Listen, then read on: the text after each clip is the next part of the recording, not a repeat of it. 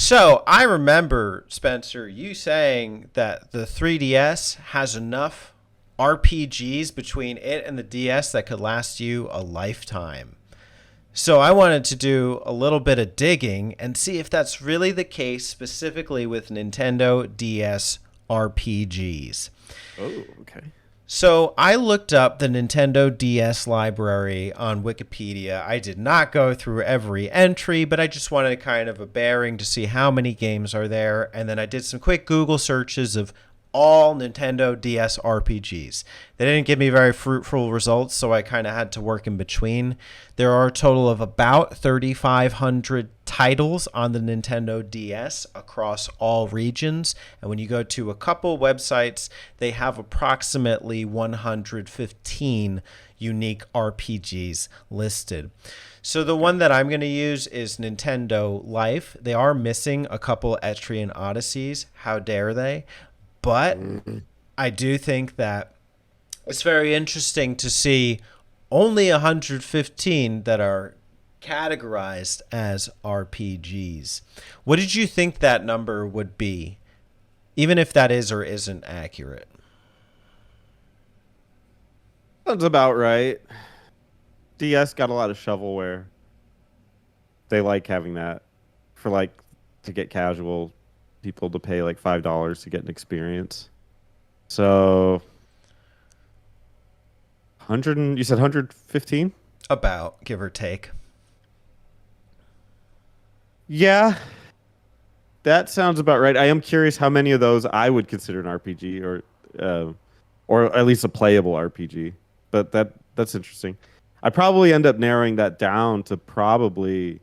I mean, that's probably correct, but I would probably narrow it down to like playable wise to be like 60. When you say playable, what do you mean? Wow, like is one of those Dragon Quest Rocket Slime? tactics, Dragon Quest Tactics. That one, No, like, yeah. not the DSiWare. Oh, so this doesn't count any DSiWare? No, and in fact, when I was going through this list, I mean, it's pretty much what you would cover as RPGs, your Okay. Pokemons, your Rune Factories, your SMTs. Although they did put Zelda Phantom Hourglass in there, but I guess you could even we've argued Zelda is an RPG, so there's that. But Okay. I didn't question the majority of these. Majority of them. Okay. Okay. And I Well, will that's say, surprisingly large, actually. Then that's kind of yeah. cool. Yeah, that there is quite a lot of RPGs for you to, so the DS has quite a few. I picked 3 that I thought would interest you. I know that you're always kind of thinking about like, well, what's the next kind of like RPG I haven't tried that I might like to, that might be cool. And I don't know if these are your cup of tea, but I thought that they'd be interesting regardless. So I'm going to recommend 3 obscure Nintendo DS RPGs. Maybe obscure is not even the right word, but maybe just lesser talked about ones. And these are released in America. Yes, all of these have American releases from what I am seeing. All right, I'll get my ROM site ready. Yeah, cool. And you can even tell me if I'm wrong. Oh, no, this one, it tells you if it's broken down. But the first one I'm going to recommend is actually a Sega published Nintendo DS RPG. So don't go getting your ROM just yet.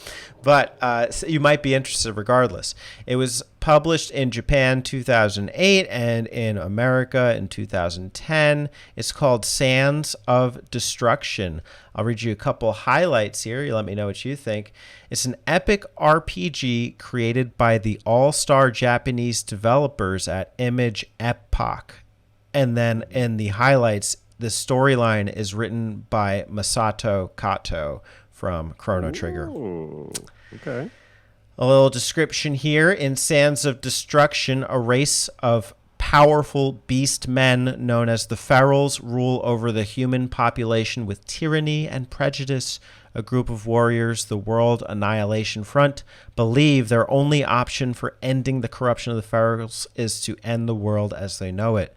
The intense game puts gamers in control of an intriguing cast of characters who unknowingly hold the key to global destruction. Gamers will explore a fantastic world, traveling across oceans of sand, battling colossal enemy monsters, and unraveling the mystery of the creation of the world. And then a couple key features. The colossal bosses span both screens on the DS, so I'm getting kind of Bowser's Inside Story vibes with that. Okay. It's an atmospheric fantasy world where you have to destroy the world to save the future. Rallying cries. Characters can shout unique quips or commands to enhance abilities and boost attributes. There's unique customization with a unique points system, basically an RPG. And then there are over 300 high-quality cutscenes and event movies to illustrate the adventure. Who published this? Sega. You said Sega. Sega, yeah. And then it's developed by Image Epic. Yes. Okay. Has an average game rating of 8.6 by users and 8 out of 10 from Nintendo Life. That's pretty good. Yeah, not bad. How does Sounds that right sound? up my alley. ROMable? I'd play that. Yeah, I'd play that. Is there how long to beat on that? I don't have it up, so sadly, no. But I can read you a couple called Sands of comments Destruction? here. Sands of Destruction. Okay, let's hear the 23 hours. Yeah, Okay. that's perfect. I'd play that. Nice. I can while we're at it, I can have you on how long to beat duty. Okay. The next game that I want to recommend. Go ahead. Didn't you say you're gonna read some comments? They're not worth reading. They're kind of just people saying, "I want this" or "Review, please." Well, this guy says infinite times better than overrated crap like Earthbound. Uh-oh. Well, if it's better than your beloved Earthbound, Spencer, It must be we have to great. know. Yeah, I'll play that. Damn. Better than Earthbound. Wow. Okay. Thank you. Probably has a better inventory system, I'm sure. The next game I want to recommend is one you might be feeling nostalgic about. Why? Because it's called Nostalgia. Released in Japan in 2008. I guess that's a big year for Japanese RPGs. And in America in 2009. This is not your conventional turn-based RPG. It's on the DS, if anything. The review says it's one of the most unique and enjoyable DS RPGs to date. A quote, a brand new classic RPG that harkens back to the days of old-fashioned Japanese RPGs, set in an alternate reality version of 19th century Earth. Nostalgia casts you as Eddie, a headstrong Londoner, a guy from London, who amasses a group of memorable companions to traverse the world in his steampunk-inspired Zeppelin. So off the bat, this is very different from your typical fantasy setting. As you navigate the open skies, you'll explore mysterious foreign locales, slay all manner of fantastical enemies, complete a variety of thrilling quests, and ultimately save the world from unfathomable evil. I guess the idea of sky exploration is not new. You do that in Dragon Quest, Final Fantasy, Skies of Arcadia. But the idea of doing it in a Zeppelin and going to different kind of location, like steampunk-inspired locations, is pretty interesting. It was developed by Matrix Software. A couple titles they've worked on are Dragon Quest V for the PS2 and Final Fantasies 3 through 4 on the DS. And then also in association with Red Entertainment. They've done Gungrave, Bonk, and Thousand Arms. And it was produced by a guy from Fatal Frame. And those are some of the other accolades. There's a couple other ones. I don't really feel like going through all of them. Highlights: ambitious, fully 3D polygonal graphical engine with dramatic sweeping camera angles and impressive vistas rarely seen in a DS title. Listen, if we're talking up the reputation of the DS to produce 3D polygons, I don't know. I hope it's great. You're not going to like this one. Cohesive anime-inspired art direction, effectively capturing the game's turn-of-the-century charm. I don't know what that means, but it could be good. I'm seeing pictures of it now. It's actually pretty beautiful.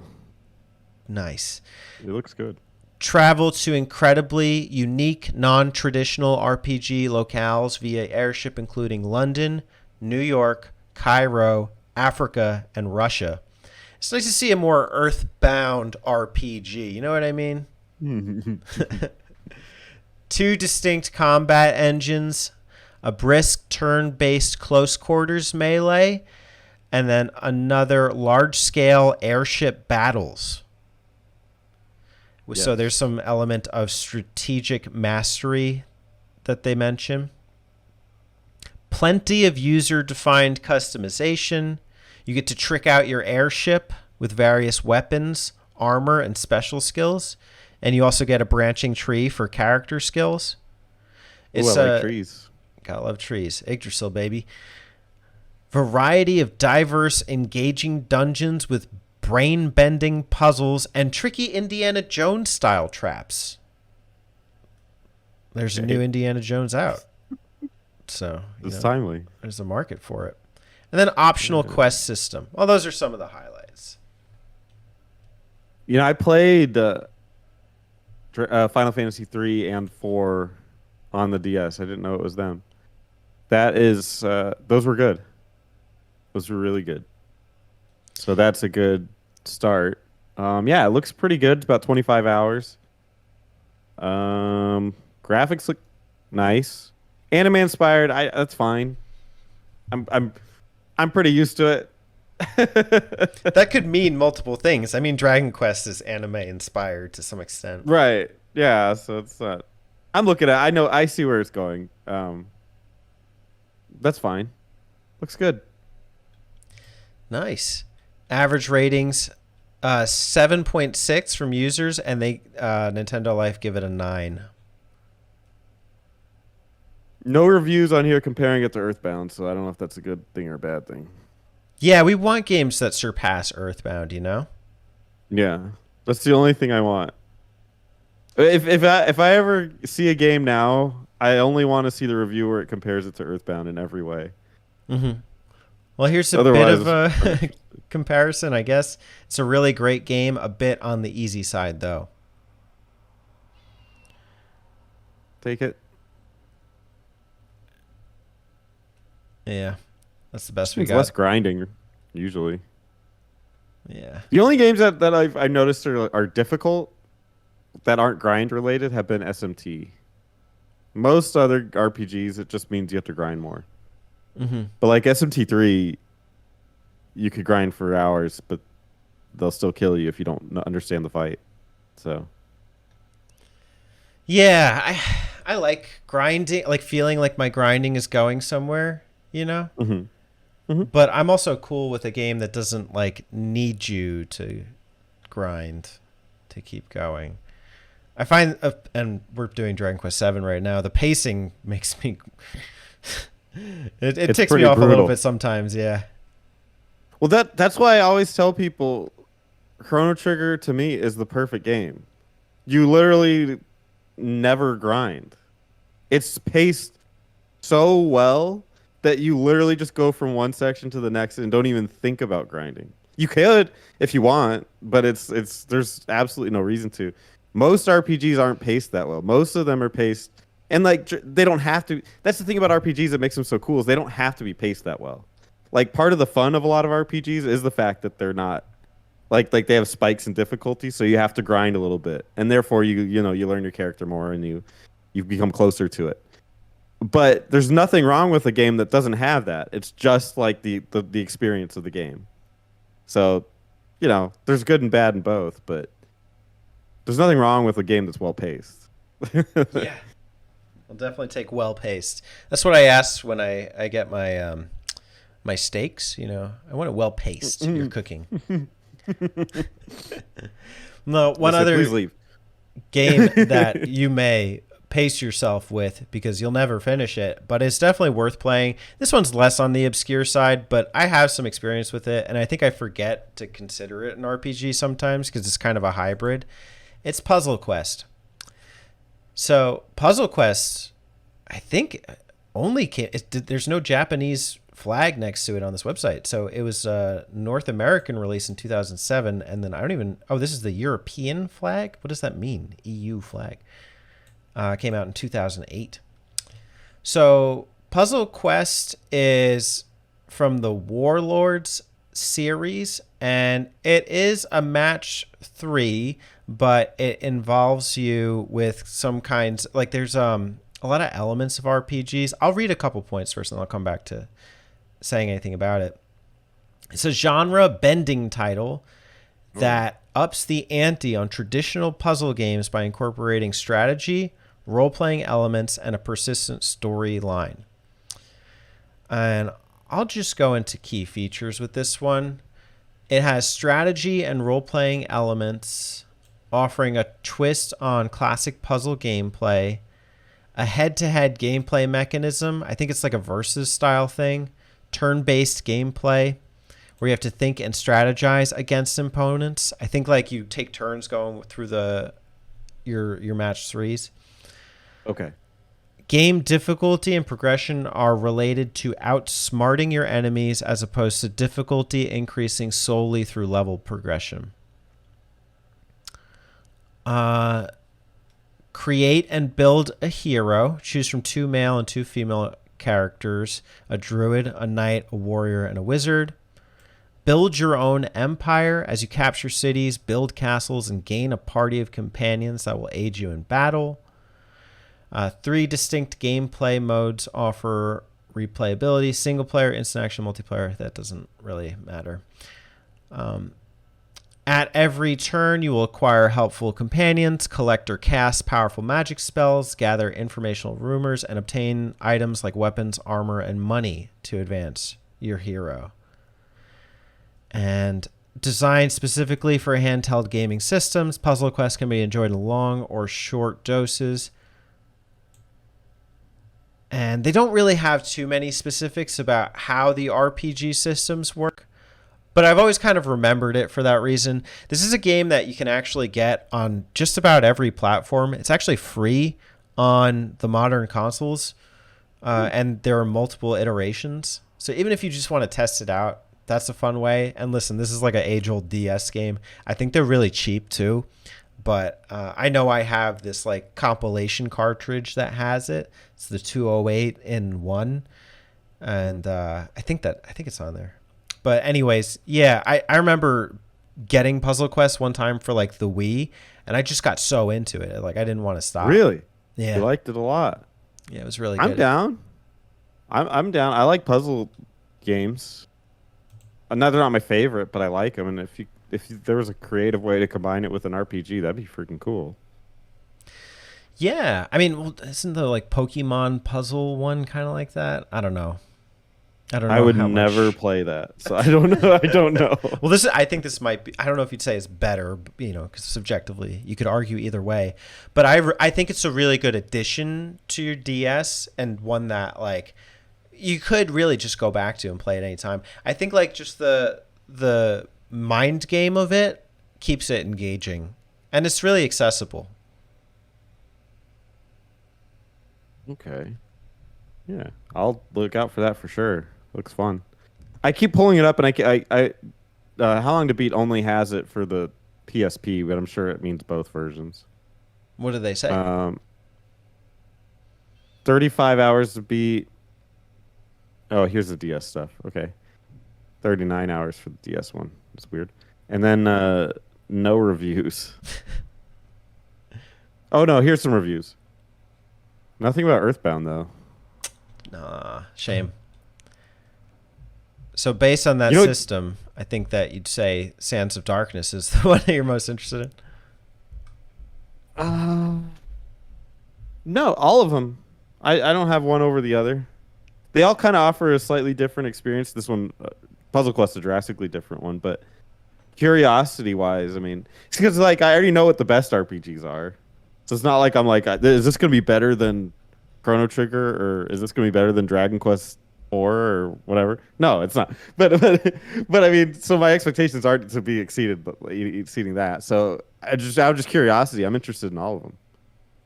Well, there you go, Spencer. You know what game I thought you were going to mention? Don't tell me. Um, that means you can tell me. Oh, you want me to tell you? Since you did it before. Take a stab at it. What did you think? What game? Well, I didn't, but now that I'm thinking, what game did you think I was going to tell you? And the concept was lesser known RPGs that you should play. Yeah, Fantasy Star Zero. that I might be interested in. Fantasy Star Zero? Yeah. I'd play the shit out of that. Is it good? Do you know anything about it? People like it, but it's not like the first game. Okay. Is it like a remake or purely a new experience? It's a new experience. I don't know. Like that's why I was hesitant to recommend it to you. I think I've tried a little bit of it. Okay. I thought you were gonna mention Contact. Really? Yeah. You familiar with that game? I've seen it. I think I started it and then kind of dropped it. Let's see if they even list it here. If not, we can add it to their 115. Super bizarre. Bizarre ass game. They don't have it here. So there are more games, more RPGs on the DS than 115. Is Contact the one where he plays like that girl on the island? Not a girl. You're a boy, and you're on like a spaceship. I don't know. I know Infinite Space. It's another space-based RPG. Yeah, it's weird. It was released by Atlas, and when it came out, it was constantly compared to Earthbound. It was one of the early like it's Earthbound-like games, but it is very interesting. It's like you play as this boy. It has been so long since I played it, but you get like abducted, and then you get placed on like islands and places, and you're like just dungeon crawling basically. And the combat is like real time, but it's still turn based. It's almost like a CRPG, like a Baldur's Gate, but not. It's weird. It's hard to explain. But I thought because of if all the comparisons to Earthbound, you would have mentioned that one. Because people would actually compare that one to it. Interesting. But there's a ton of weird RPGs on the DS. But they're all I'm interested in all of them, man. Good Excellent. stuff. Yeah, try them out. Let me know what you think. If I should try some of them too, maybe we could do a future archive. Ooh. The viewers should let us know what lesser known DS RPG do you recommend or are you interested in, and which of these three would you try?